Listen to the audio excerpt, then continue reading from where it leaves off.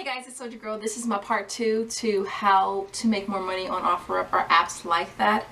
I got a big response from part 1, wanted to come back with a part 2, answer a lot of questions. I opened Instagram up to any questions that you guys might have, and so I have a good maybe 10 questions or so, 10 to 15 questions to answer. Now, if you have not watched part 1, I will link that in the description box for those of you who again haven't watched it. I would suggest that you do that. I went through a lot of stuff in that video, and a lot of people already have found it super helpful, and were able to close their very first deal, so that's amazing. All right, and so I'm gonna go over my top 8 tips first that I did share in part 1. I am by no means a pro at this. I've only been selling on OfferUp since the end of July. And so I'm only sharing with you things that are working for me in hopes that it'll work for you as well. I'm not making thousands of dollars every month on OfferUp, but I am doing pretty good.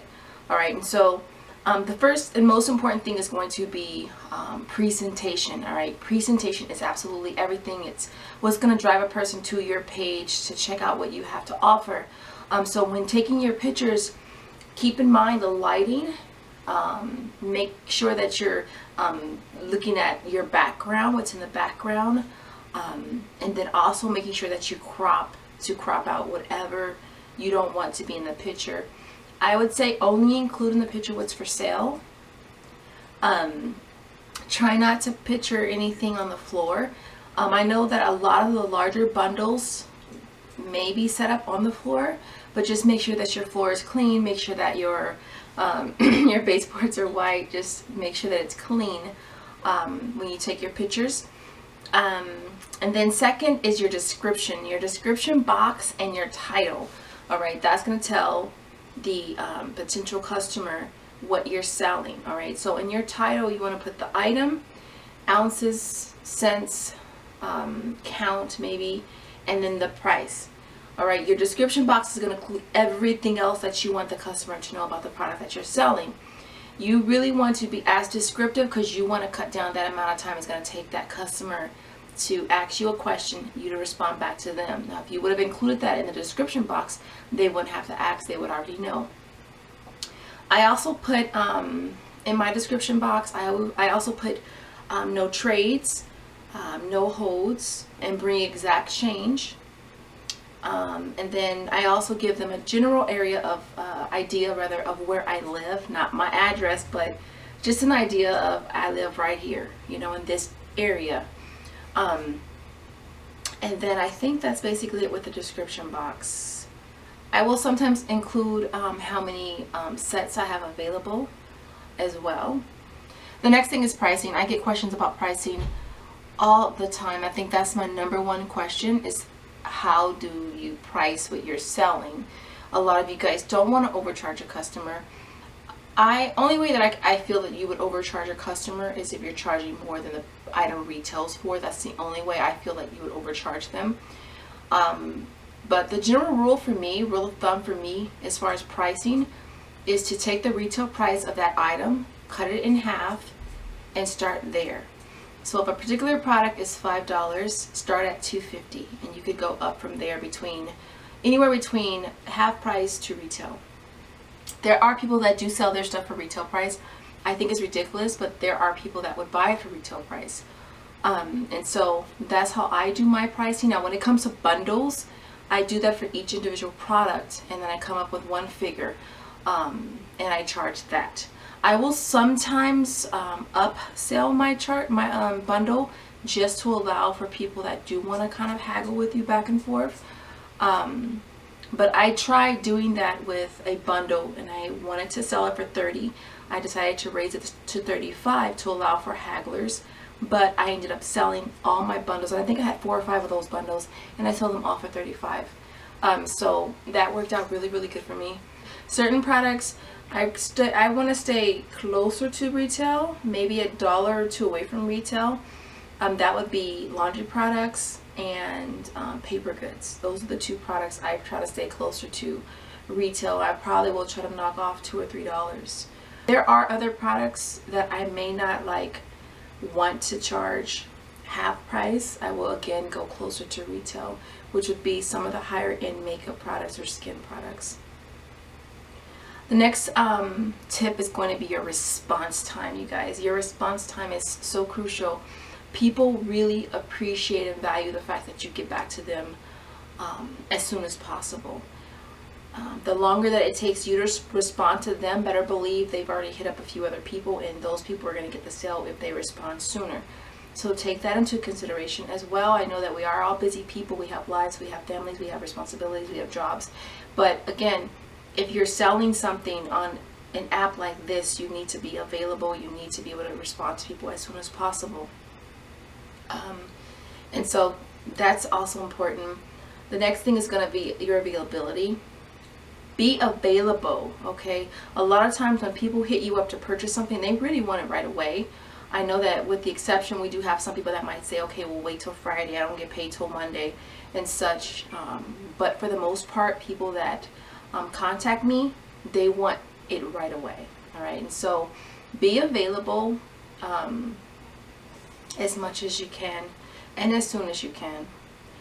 Next tip is going to be friendliness. Be friendly, be nice, be pleasant. The whole customer service thing, because that's important. People want to find you nice. You know what I'm saying? You don't want to have, and I believe that it kind of adds to your character. It makes it easier for them to purchase from you again if you're nice, all right? And so be welcoming, don't be closed off, and so yeah, so that's important. And the next thing is safety. A lot of you guys ask me about safety. How do you set up the meetings? Where do you meet them at? Do they come to your house?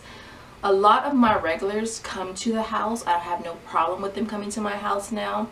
Then there's those that I only go meet. And there are some that live a little further away, so I kind of will go about 5 or 10 minutes at the most out to kind of meet them at some kind of midway point. And that's just because I've had them as customers, and I think the 2 or 3 that I do have that I do that with, they've been customers for me for like the last month or so, and they're the only ones that I do that for. And I think the other thing with safety, you guys, is just using common sense. Making sure that you're meeting people in public areas where it's nicely lit. You're not going to meet somebody in a freaking dark ass alley somewhere at midnight. All right, so use common sense.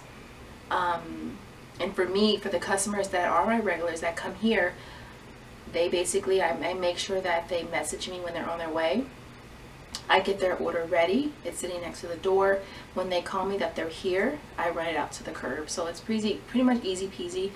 I make sure that they have exact change, so that way I don't have to be going back and forth in the house getting change for them. And the last tip is stay firm. You guys, I said this in part 1.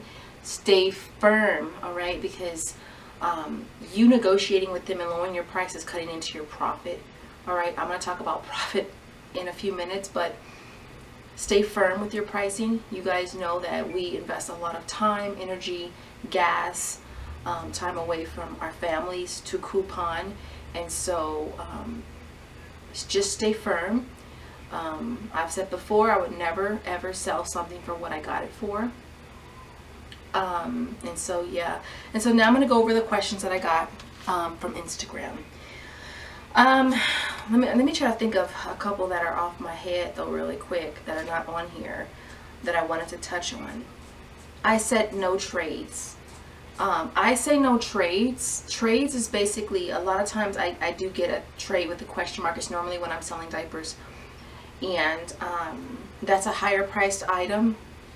Now if someone approaches you to trade, I normally don't, because I want money. That's why I'm there, to sell stuff, to make money, not to buy other stuff. And so, but if you want to trade something that they have on their page, then that's up to you. With me personally, I don't do trades. The other thing was how often to post. The frequency is important with OfferUp, any other app. You need to post often. like every day. You need to post something every day or every other day, at the most every other day. I try to post daily, and I'm saying post like upwards of like 5 to 10 posts a day. All right, that's going to keep you relevant. It's going to keep you in the feed, and that's important. If you're just posting once a week, let's say you post on Monday, you're going to be way down at the bottom of the feed by Tuesday morning, and nobody's going to see you at all by Wednesday. All right, so I post every day. What I sometimes will do is I will spread my posts out during the day. So instead of me posting, if I'm going to do 10 posts per day, I'm going to maybe do 5 in the early morning and do maybe another 5 in the late afternoon to evening. I'll do that sometimes too, but as far as you posting, that's crucial as well, because you want to show people that you have lots to sell. All right, and once you sell a product, you list it as sold. All right, as soon as money exchange hands and it's sold and it's out of your hands, you automatically sell that product and rate that person. I rate everybody. Okay, so let me go to my questions. Do I Sharpie through the barcodes? I don't Sharpie through barcodes. I know that a lot of people will do that because people tend to buy stuff from those who sell it on OfferUp and take it back to the stores for store credit, gift cards, or whatever. I don't Sharpie through barcodes because I don't really feel it's that important to me. I feel like I got this product, I got a good deal on this product, I'm going to sell it, I'm making a profit, I'm getting what I wanted out of it, and so I could care less what you do with it after you purchase it from me. I don't Sharpie barcodes. As far as finding the deals, when it comes to finding deals, you guys, a lot of it is networking, Instagram, Facebook pages, here on YouTube, different people that have blogs, vlogs, or whatever, and so that's how you find deals. It's a matter of making sure that you get your coupons, waiting for the right deal, and stocking up on whatever that product is. And a lot of it we get from other people posting deals. And so with Instagram, you can hashtag coupon community, and you will find an array of people that do breakdowns, and they are just awesome at what they do.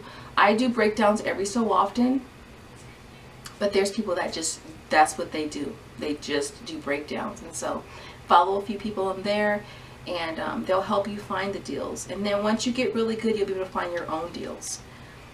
Do you sell other things other than coupon related stuff? No, I do not. My OfferUp is specifically for things I derive from couponing. If I were to decide to add other things on there, I probably would just set up another page for that so that my page wasn't too cluttered with stuff. But again, if you wanted to just add it all on one page, you could totally do that. But for me, I don't. Do I have a minimum purchased amount? No, I don't have one. For the most part, I will only go 5 to 10 minutes away from my house. I guess I do, because I would say $10 if I have to drive 5 to 10 minutes away from my house, which is not much. But as far as picking up, I don't. You can come and drive to my house for a $2 order if you want to, because all I have to do is run out to the curb. All right, so that's that. And then as far as relisting stuff, now with OfferUp, I believe they just added a feature of being able to delete a post. So they did have the option of bumping it, which you could bump your listing up. Rather than bump it, I would go ahead and just delete it or archive it. I used to just archive mine and then relist it, cut and paste and relist it. How to close a deal. Okay, how to close a deal. It's not you that really closes the deal, it's the other person that closes the deal. It's all about your response time. All right, so someone hits you up, hey, I want to buy your A, B, C, and D. My next response is, awesome, it's still available. What's a good time for you? Okay, and now I'm waiting for them. Okay, so when they get back to me, that's how we set it up, just like that. There are times that people don't get back to me, and that's perfectly fine. I keep it moving, I don't trip. I'm not going to block you just because you don't respond to me. I'm not going to check back with you and say, hey, did you still want this? I'm not going to do that. OfferUp has a feature where if a person has commented to a particular ad once that product is sold, they'll automatically get a notification saying that it's sold. So I figure like once you get the notification, you're gonna get the notification saying that it's sold, and that's that. How fast did I make my first sale? It took me a good hour, maybe an hour and a half before I made my first sale. I put up maybe 10 different posts that morning, just to try it out, and within an hour I got my first sale. Super excited because it was my first sale, and I even told the lady that she was my first customer. Offer up versus yard sales. I kind of went over this in part 1. I would probably do a yard sale 1 to 2 times a month. Getting up early on a Saturday morning, setting up my yard sale, putting my signs out, sitting out there for 6 or 7 hours, and then when it's all over with, having to put everything back away. That was no longer fun for me. What I like about OfferUp is that you do it on your own time. You post when you want to post, you sell to who you want to sell to. Then I find it easier to say no when a person's offering you less on OfferUp versus when they're standing right in front of you at a yard sale. It's easier to say okay because they're standing right there in front of you. So me personally, I like OfferUp better.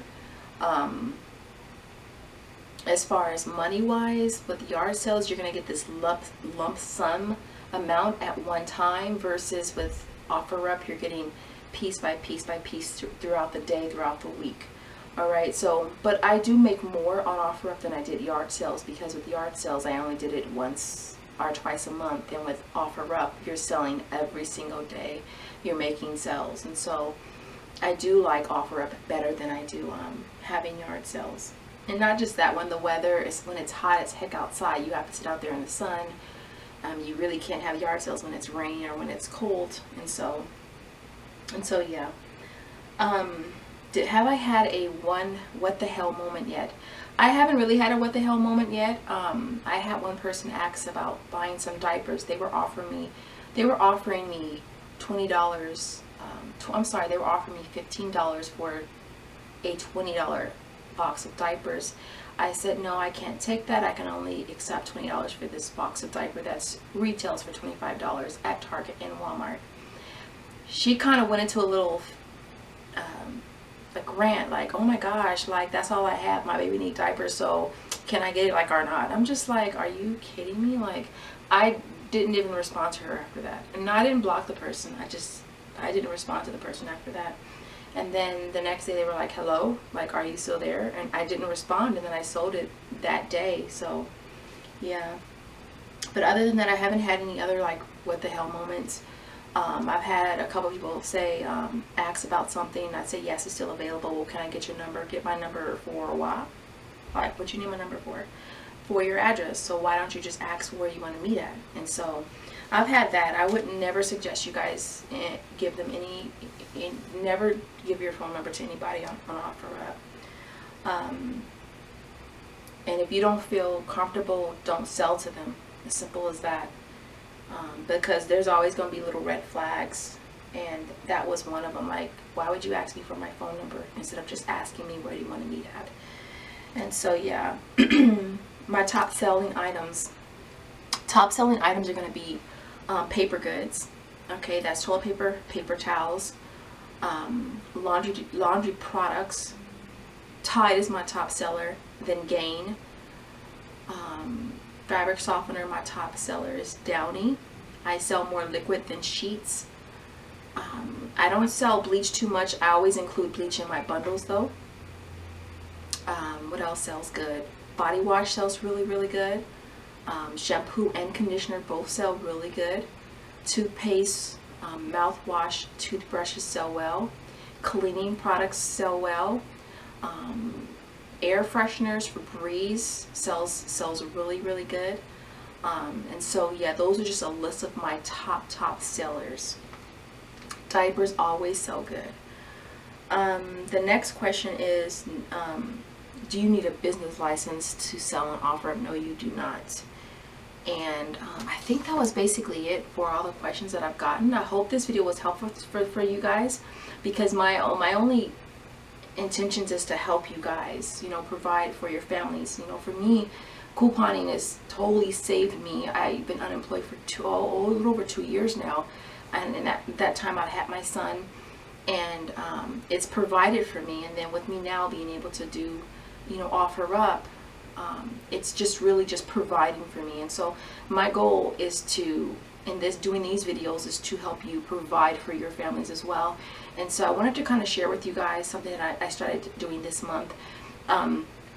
And so what I decided to do is take my biggest expense for me is my mortgage, which is $1,000.